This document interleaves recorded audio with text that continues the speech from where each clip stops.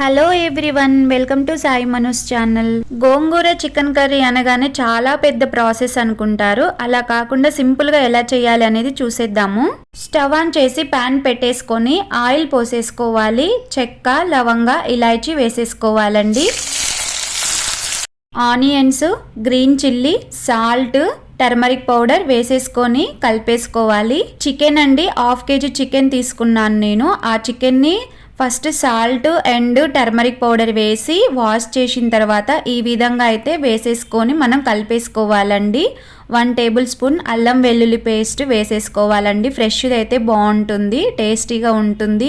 జనరల్గా గోంగూర chicken curry అంటే ఎలా చేస్తారు? ఫస్ట్ గోంగూరని ఉడకబెట్టి తర్వాత దాన్ని పేస్ట్ చేసిన తర్వాత ఈ చికెన్లో వేసి ఉడికిస్తారు. అది రెగ్యులర్ ప్రాసెస్, అందరికీ తెలిసిందే. కాకపోతే ఇక్కడ నేను చూపించేది ఏంటంటే ఇన్స్టెంట్గా టైంకి తక్కువ టైంలో అయిపోవాలి మనకు. అలాగే డిఫరెంట్ టేస్ట్తో తినాలి. చికెన్ ఒక 50% ఉడికిన తర్వాత ఒక 50 గ్రామ్స్ గోంగూరని ఈ విధంగా కడిగి వాష్ చేసుకున్న తర్వాత చికెన్లో వేసేసుకోవాలండి. మొత్తం కలిపేసుకోవాలండి. ఈ విధంగా ఆకు మొత్తం వేసేసుకున్న తర్వాత చికెన్ అండ్ ఆకు రెండు కూడా ఉడికిపోవాలి. సింపుల్గా చిన్న ట్రిక్ తోటి ఇక్కడ చూపించాను, అర్థమైందా అండి? ఇలాగే చేసుకుంటే మనకు సింపుల్గా అయిపోతుందండి, పెద్దగా కష్టపడక్కర్లేదు. మీరు కూడా ఇలా ఒకసారి ట్రై చేసి చూడండి, టేస్ట్ ఎలా వచ్చింది ఏంటి అనేది తెలుస్తుంది కదా. ఓల్డ్ ప్రాసెస్ కాకుండా న్యూ ప్రాసెస్ ఈ విధంగా ట్రై చేసి చూడండి ఒకసారి. చికెన్ ఒక 70% ఉడికిన తర్వాత గ్రీన్ చిల్లీ పేస్ట్ వేసేసుకోవాలండి. వేసుకొని కలిపేసుకోవాలి. ఇక్కడ నేను పచ్చిమిర్చి కారం లేనివి తీసుకున్నానండి, అంటే ఎక్కువగా ఘాటు లేనివి అనమాట, మీడియం ఘాటు ఉండేవి తీసుకున్నాను. అది ఎలా తెలుస్తుంది అంటే పచ్చిమిరపకాయలు తీసుకునేటప్పుడు లావున్నవి అంటే కొంచెం సైజు లడ్డుగా ఉంటాయి కదా, అవి తీసుకుంటే ఘాటు అనేవి ఎక్కువగా ఉండవండి.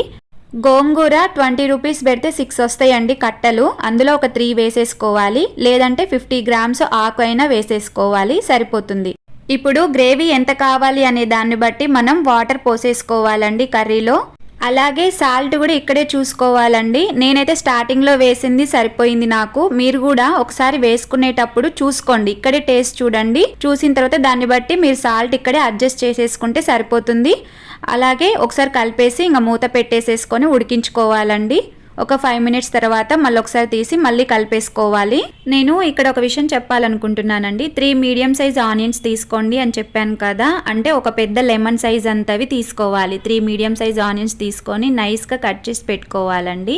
సో మధ్యలో మధ్యలో ఇలా మూత పెడుతూ తీస్తూ చికెన్ కర్రీని దగ్గరకు వచ్చే విధంగా ఉడికించుకోవాలండి. చూడండి, ఇక్కడ ఆల్మోస్ట్ కర్రీ అనేది ఉడికిపోయింది. కర్రీ అనేది 90% ఉడికిన తర్వాత ఈ విధంగా కరివేపాకు వేసేసుకొని 1 టేబుల్ స్పూన్ గరం మసాలా వేసేసుకోవాలి. ఇప్పుడు ఒకసారి కలిపేసుకోవాలండి. ఎప్పుడైనా సరే చికెన్ కర్రీ అనేది కంప్లీట్ అయిన తర్వాత, అంటే ఎప్పుడైతే స్టవ్ ఆఫ్ చేస్తామో ఆ స్టవ్ ఆఫ్ చేసే ముందు మనం గరం మసాలా అనేది వేసేసుకోవాలండి. అప్పుడే టేస్టీగా ఉంటుంది చికెన్ కర్రీ అనేది.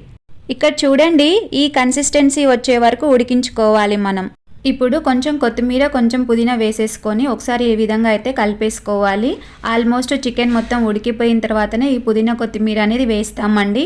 స్టవ్ ఆఫ్ చేసిన వెంటనే ఈ పుదీనా కొత్తిమీర వేసేసి ఈ విధంగా కలిపేసి పక్కకు పెట్టేసుకోవాలి. ఇదండి ఈరోజు ప్రాసెస్ అయితే. మరి నచ్చిందా వీడియో? నచ్చితే కనుక లైక్ చేయడం మర్చిపోవద్దు, సబ్స్క్రైబ్ చేసుకోండి, మీ ఫ్రెండ్స్కి ఫార్వర్డ్ చేయండి. అలాగే కామెంట్ సెక్షన్లో ఎలా ఉంది ఏంటి అనేది కూడా మీరు కామెంట్ చేయండి. నెక్స్ట్ ఇంకా గోంగూరతో ఎలాంటి రెసిపీస్ చేయాలి అనేది కూడా మీరు చెప్పండి, నేను చేసి మీ ముందుకు వీడియోస్ తీసుకొస్తాను. ఓకే, మరి ఇప్పుడు టేస్ట్ ఎలా ఉంది ఏంటి, కర్రీ ఎలా వచ్చింది అనేది చెప్తానండి. వీడియో చూస్తూనే ఉండండి, స్కిప్ చేయొద్దు. సేమ్ ఇలాగే ప్రెషర్ కుక్కర్లో కూడా చేసుకోవచ్చండి. చికెను గోంగూర ఒకేసారి వేసేసుకొని 3-4 విజిల్స్ ఇస్తే సరిపోతుందండి. అనుకోకుండా ఇంటికి చుట్టాలు వచ్చిన అండ్ రిలేటివ్స్ కానీ గెస్ట్లు కానీ ఎవరైనా వచ్చినప్పుడు ఈ విధంగా కొత్తగా డిఫరెంట్గా ట్రై చేసి పెట్టొచ్చండి. నిజంగా చెప్తున్నానండి, బగారా రైస్లో ఆ చికెన్ కర్రీ పెట్టుకొని తింటుంటే ఆ పులుపు, ఉప్పు, కారం అండ్ చికెన్ ముక్క ఆ పంటి కింద నములుతుంటే ఆ టేస్ట్ అనేది నిజంగా చాలా అద్భుతంగా ఉందండి. చాలా చాలా సింపుల్గా అయిపోతుందండి. చిన్న ట్రిక్ తోటి ఈ విధంగా గోంగూర చికెన్ కర్రీ అనేది చేసుకోండి. మీరు కూడా మీ ఇంట్లో చేసుకొని హ్యాపీగా తినండి, ఎంజాయ్ చేయండి, కొత్త కొత్త రుచుల్ని ఆస్వాదించండి. నేను ఇక్కడ ప్రెషర్ కుక్కర్లో ఎలా చేయాలి అనేది కూడా చెప్పానండి. అలాగే రైస్ కుక్కర్లో కూడా సేమ్ ప్రొసీజర్. ఇప్పుడు నేను ఎలా అయితే ఇది చూపించానో సేమ్ అలాగే రైస్ కుక్కర్లో కూడా చేసుకోవచ్చండి. చాలా సింపుల్గా అయిపోతుంది. రైస్ కుక్కర్లో కూడా సేమ్ ప్రాసెస్ అండి, అందులో కూడా తేడా ఏం లేదు. ఒక ప్రెషర్ కుక్కర్ అయితేనే 3 విజిల్స్ ఇచ్చేస్తే సరిపోతుంది, 3 కానీ లేదంటే 4 కానీ, అంతకు మించి అవసరం లేదండి. వీడియో నచ్చినట్లయితే లైక్ చేయండి. Thanks for watching. Bye bye.